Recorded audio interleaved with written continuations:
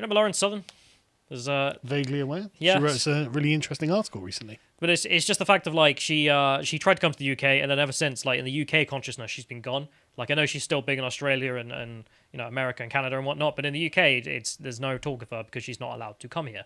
And this is the thing here. So she published this tweet that I saw, and she says in here, in response to an independent article saying London is to host the world's first ever Muslim Pride Festival. Good God. She says, "It is my eternal punishment to always be too early to trends. Please try to imagine getting arrested and denied entry to a country for something that would become an entire London parade 4 years later." Really posting my L's here. Yeah. And this is real, in case you're wondering. And just to be clear, the sign there that says Allah is gay, that was exactly what she had, word for word, wasn't it? Yeah, you remember the reason she is banned is because she held up flyers that said Allah is gay.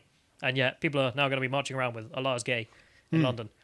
So I guess we legalized her criminal activity. But if we go to the next one here, you can see this is real. This isn't a meme. Like there's a real thing, and you can see Pink News here celebrating it.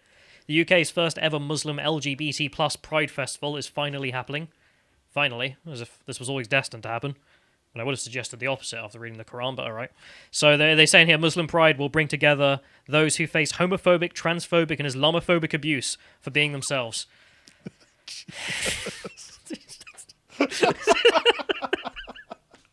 It's just the stupidest sentence in the world. So if you can find a gay trans Muslim, this is like one of the most oppressed people in the progressive stack, isn't it? So this is someone who really has faced a lot of discrimination, Callum. Be more compassionate. This march is going to really be the mecca for them, you know. I don't think we have to say anything. I would just listen to that sentence. So there's going to be like 5 people there. Right? Okay, it'll be great. All 5 of them in the UK. So the next thing here is the crowdfunder. So because this thing was crowdfunding, because I assume there's organizational issues or something. I don't know. I don't organize pride parades. I'm sure that's a news. So on the 29th of October 2019, we successfully raised £10,563 with 467 supporters in 42 days. So they got the 10 grand they needed. I don't know what that's been spent on, but all right, whatever. Like, these guys set this up. I don't understand why. But this was, as you can see, they said that they wanted to set this up for 2020, April. COVID, so that didn't happen. Yep. So then they delayed it till December, and that didn't happen because of COVID. So if we go to the next one here, this is just their Facebook post. Which, just look at the image. Oh my God. I think, honestly, I'm looking at that and thinking, how is that not a hate crime? Iman Fest Muslim Pride update. And then it's like a mosque with a LGBT rainbow in the background there. Oh boy. Has anyone asked the Muslims what they think about that? I don't know. I guess they'll be at the parade when it happens. So Imam Muslim LGBTQI support. Why do they just add more letters every day? Update. Imam Fest Muslim Pride. Like so many other organizations, Imam has been monitoring the situation with coronavirus with concern. And they mention here, due to the ongoing restrictions in London and the threat to public health, we are taking the precautionary measure of postponing the event again until next year, on a date to be confirmed. So they will be hosting it this year, 2021, on a date that is to be confirmed. So I suppose everyone should go and follow Muslim LGBTQI support for that update. Especially Lauren Southern. I noticed that we are so close to being LGBTQIM. You can join Muslims. You can join the acronym. You can get in there. We can go on. Why not? Should it not be first? I mean, they're the most oppressed, so surely it should be MLGBTQI. I don't know, but I can see them just slotting that in there. Yeah, why not? Why not? So, there are going to be lots of objections from some people. But that's the thing. This is what Lauren Southern was banned for. Exactly this. Setting up essentially a Muslim pride parade in which they're like, yeah, Allah is gay. Islam accepts homosexuality. How dare you besmirch their religion, Lauren? So if you go back to the next link, so not this video, but the link. So this is a video from hers in which she's talking about why she went down and did what she did. So if you can get that up, that is just, it should be a video of her with an image there in which she's pointing out that you've got Vice and whatnot who say that they say that Jesus is gay, there's evidence for this, so on and so forth. Is Christianity a homosexual religion? Things like this. It's weird, progressive, fetish. Judaism, Christianity, Islam, they're all basically gay. Like, they want it to be gay. Why? Because they want gay acceptance? No, because they want to just fetishize being homosexual. I mean, weird people. You'll notice this is a re-upload. Oh, as no, well. no. The Abrahamic religions are famously permissive of homosexuality. Yeah. Don't even know why we're having this conversation. Why don't you bring it up? So she's a Christian. She was like, right, I think this is really funny. So I'm going to do the opposite and just see if people are tolerant of it. So she went down to Luton, a wonderful neighborhood, and decided to hold out flyers that just said Allah is gay. That, like you saw in the original post there, the thing that is going to be happening in London this year. So if we then go to the video, and we'll play the video of just what happened with that. So we're just here in Luton to challenge these far-right misconceptions that Islam is homophobic. I hope you enjoy. I'm offended that people think that Allah is not for gay people as well, that Allah is not for trans people as well. Allah is a gay guy. That's not what you're saying on there. Allah is a gay That's guy. not what you're saying on there, is it? That is deceiving. To it, okay? I'm taking offence to what people are saying to me It constitutes here. a public order offence, okay, and I cannot allow you to display these out here. Okay, people are coming up to us and telling us that it's offensive, and we're potentially Look at this gonna have a situation homophobe. on our hands, okay, where people are going to start becoming injured, okay. and People there's are going to get injured. because people are taking offence to what you're saying. I'm asking you to take them down. If you don't, okay, then you'll be arrested for a public order offence. I'll be arrested. Yes, you will. If I- Yes. You need to surrender them to me, and you cannot hand them out, and you cannot distribute them I to have to anybody. surrender Take these. offence to this. It's fine for you to say Jesus is gay. How you can say that God is gay? Sir, please don't swear. The God is create everything. He's not gay. He's not have woman or nothing. We're sorting it, okay? Wow, that Englishman at the back's right. I don't know why he's talking. Sorry, go on. Just as you point out, the very homophobic police there, and vice versa, being like, no. Get back in the closet, you gay Muslims. None of this. These Muslims are deeply homophobic, and you're not allowed to say that. Sorry, we're going to protect them. But like, they have no information of Lauren Southern and her people there. Like, they could all be homosexual Muslims who have converted. And then no, just shut up. No, we don't have that here in Britain. The one group of people are None of our oppressed. Muslims are gay. Thank you very much. But you can hear there as well, the police, they say that people are going to get injured if you continue to hand out these flyers. Which sounds like a threat. It just sounds like we're being held to ransom, doesn't it? Oh, God. What was like the implication there, if you read it literally, is just no one's been injured. Police turn up. You're going to get injured, mate. Okay, policeman. Wait, what are you planning on doing? Well, it's either a damning indictment of the police or the Muslim community. I mean, you tell me. Which is the police again being homophobic. Like, we don't take you sorts around here. The heck? Well, And then the police are defending the sort of sensibilities of deeply devout Muslims here as well. the homophobia. Yeah, They're just like- the entrenched homophobia of Islam. The police are like, well, listen, you can't go that far because I mean, someone might get injured. that's the state of Britain. Like Christian homophobia, that's bad. Secular homophobia, Islamic homophobia, that's sacred. Come on, like That's kosher. Allahu Akbar. And then there's people pointing out in the chat, the guy turning to the Englishman, as you say at the back there, and saying, "We're sorting it." Sorting it. Sorry, you're on his team, are you? You're his defender. This very oppressed man. I mean, anyone but the brain dead can see that's exactly what took place there. Police Yeah. turned up and defended the virtues of Islam against these disgusting The sensibilities homosexual Muslims. of Islam. That's the thing. That's that. And in case you're wondering where this comes from, in case, I don't know, you've never read the Quran if the leftist is watching. So this is a hadith, so these are the sayings of the Prophet. And you can see here, whoever you find doing the action of the people of Lut, the people who are the Sodom and Gomorrah, so in the Quran it's Lut, kill the one who does it and kill the one to who it's being done. That's Yeah. very progressive. Very, very, very down the road of thinking there, so there's no way for misinterpretation. But if we just go to the article in which the BBC did the knowledge about them being banned, you can see here why 3 anti-Islam activists were refused entry to the UK. But Maybe they're pro-gay rights. Anti-Islam activists. I mean, like, ignoring the fact that they're also pro-gay rights, just the anti-Islam part here, is that a crime? In Scotland, it is. In England? Maybe. Seems that way. That's it. That's just being anti-Islam. That's a crime in and Is of itself. Luton a part of England? Seems to have its own laws, to be honest. Seems to have its own Sharia laws, as it were. It's got its own police to enforce it. Yeah.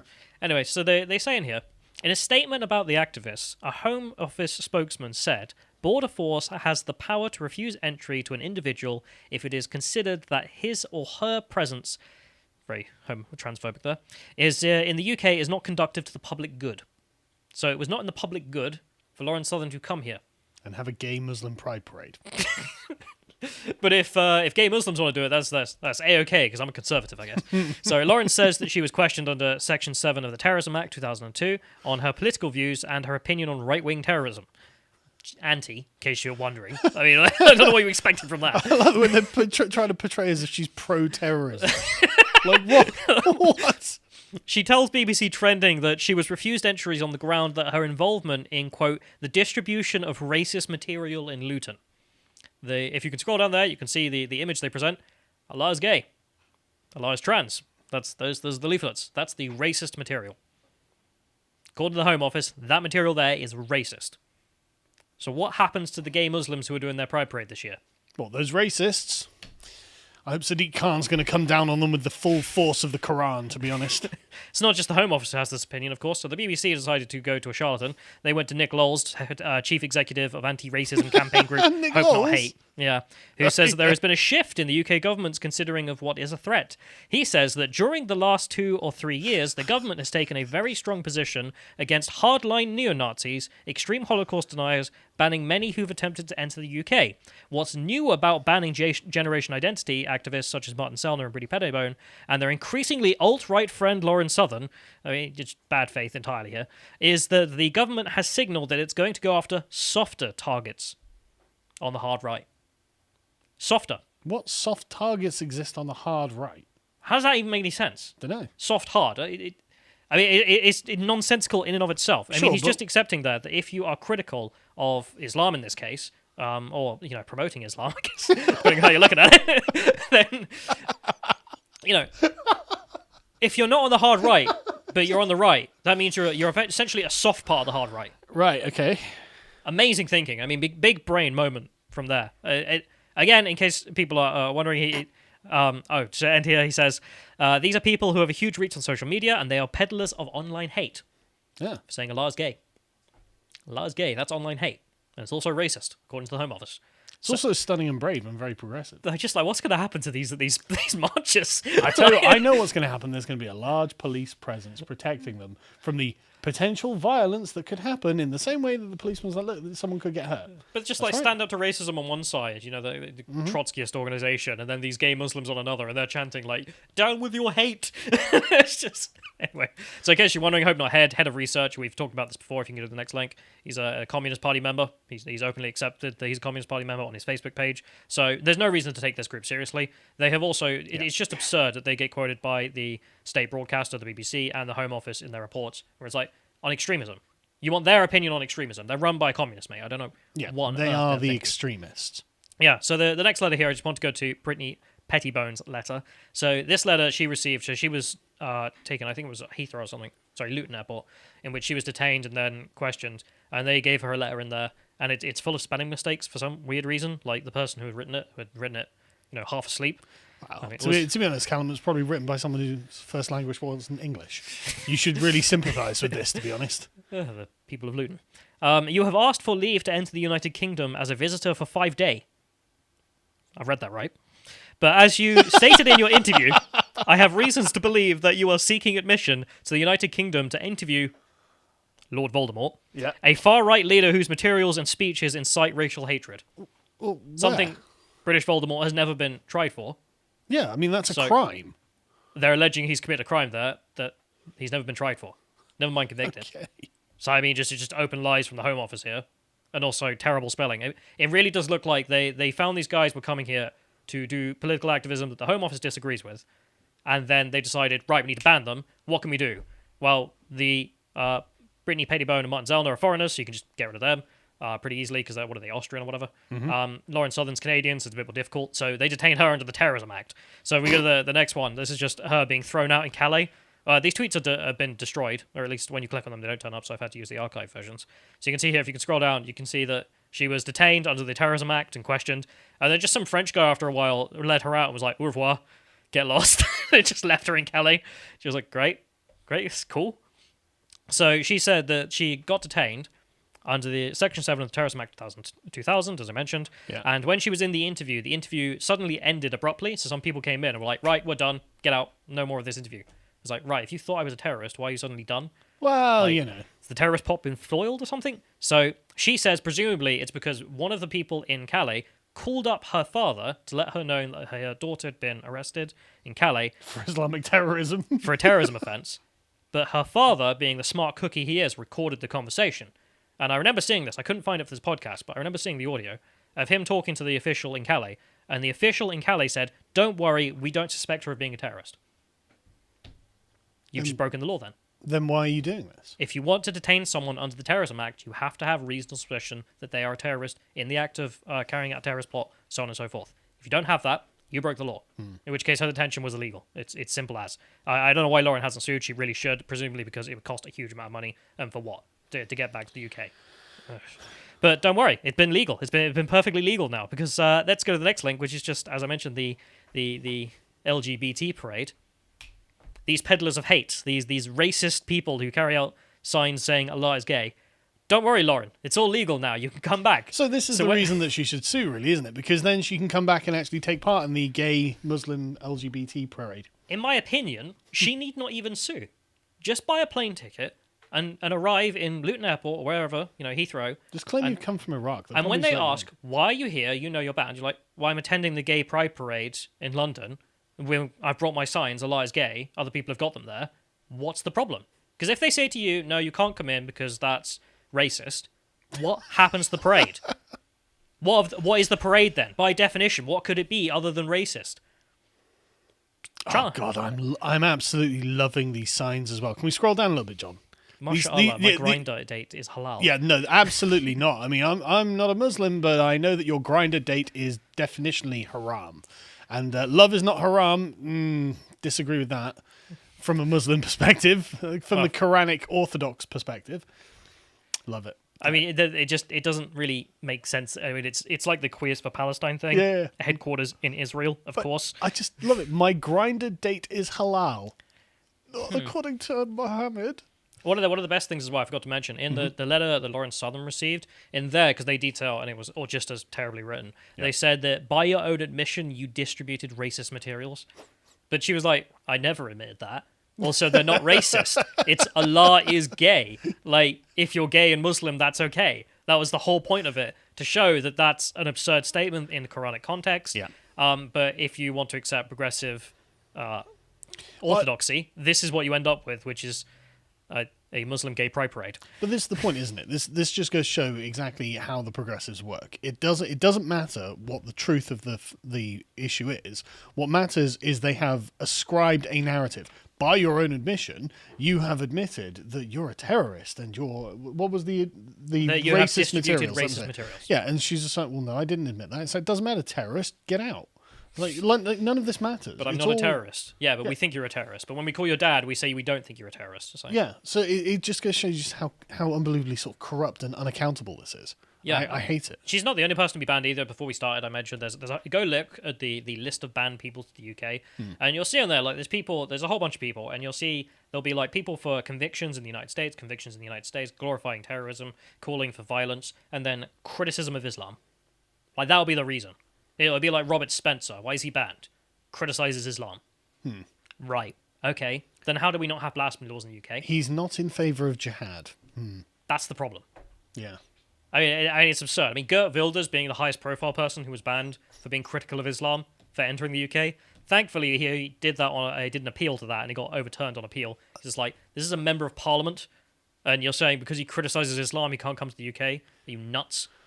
But I just don't understand why we have to protect the sanctity of Islam. What is it about Islam that makes it as I understand it, a doctrine, a political persuasion, a religious identity? It's not even state ideology yet. It's not even state ideology. Why is it above criticism? I just don't understand. But it seems to come to what that police officer said. It's like, well, somebody's going to get hurt. Are you going to do it?